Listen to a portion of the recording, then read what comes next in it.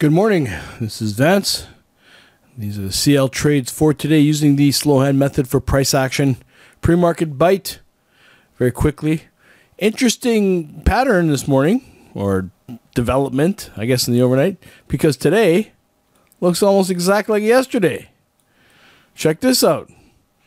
We had this, we had really basically, kind of the same area.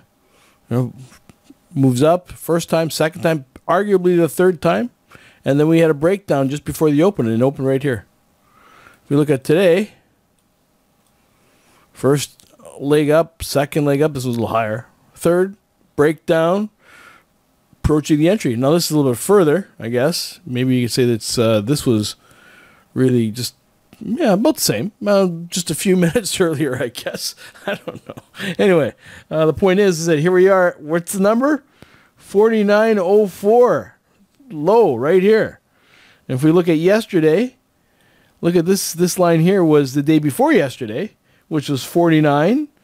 This was yesterday's low of the day, which happened a little bit later on, which is 48.87. 13 ticks, which didn't occur till close to 11 o'clock. And right now we're at 49.04.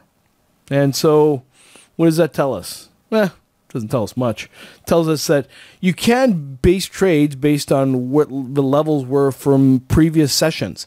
And for the most immediate session, evidently, if you take into consideration that, the price action of more recent sessions is going to have a greater influence of pricing in the present, then you can use yesterday's prices, highs and lows and areas of capitulation as a backstop for trading in a current present session. It really comes down to what I'm talking about is context. That's one of the elements of context, is to recognize where certain levels were that were repeated yesterday. And we might have a repeat pattern on today or tomorrow.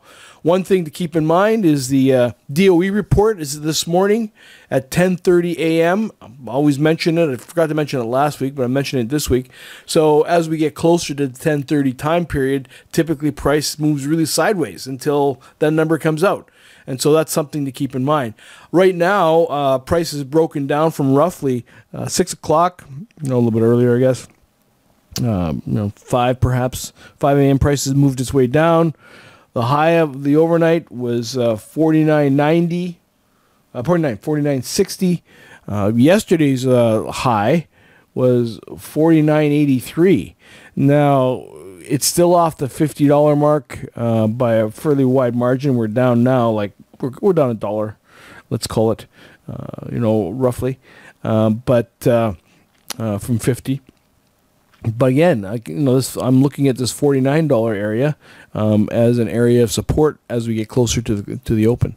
So that's something to look for, particularly with one of two things the price is going to go. It's going to either return to these higher levels on a move, maybe rapidly, maybe slowly, I don't know, or it's going to continue to follow through down to the lows right now. Now, if you're looking at this right at this moment, and this is maybe in the regular trading hours, this doesn't look like a decent. It looks like a pretty decent setup. The second entry long, we've already broken this channel here. The only challenge I would think is that if the price exhibits more follow through, and if we say this is the high, price is pulled back. Let's see the lows right here. That from this area, we maybe retest this low before prices will turn around, or is that it for sellers, and that they're having the same thoughts and feelings I am, that prices at 49.04 is really the line in the sand or the support area, and that they're looking at buying as price gets closer to that number. So I'm waiting for the open, or as we get closer to the open. I'm not saying, I've said the last few days that I wait for the open to take a look at it. That's not necessarily 100% true.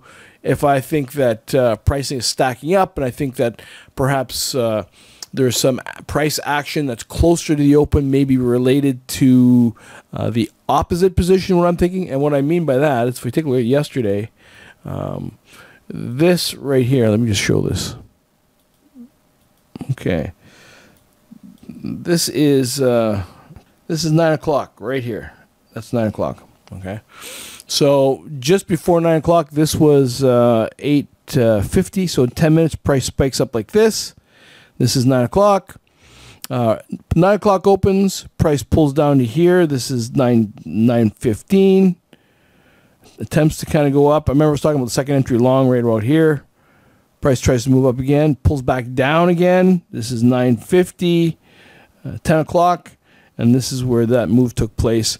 It retested this area right here at 48.94, a little bit lower to 48.92, and then later on in the day at 48.87. That's as low as it got. And then from 48.87, we know that ran right up to like 49.76 before, 48.83 before the close, and or right near, just after the close.